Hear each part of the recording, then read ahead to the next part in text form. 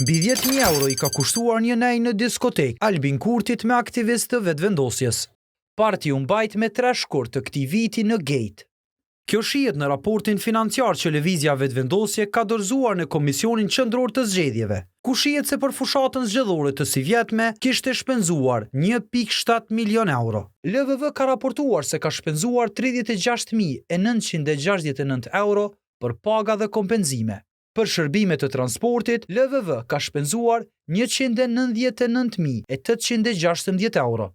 Për reklama, reprezentacion dhe konferenca, partia udhëhequr nga Albin Kurti ka raportuar se ka shpenzuar 1.182.518 euro, ndërsa 41.934 euro I ka deklaruar si shpenzime për blerje të mallrave, kurse 237.129 euro janë deklaruar si shpenzime të përgjithshme të LVV-s dhe 3.667 euro janë deklaruar si shpenzime të ndryshme të kësaj partije. Lëvizjes Vetëvendosje I janë dashur 212.500 euro, vetëm për t'i paguar gjobat dhe ndëshkimet e shqiptuara nga paneli zgjedhor për ankesa dhe parashtresa. Shënjestër.net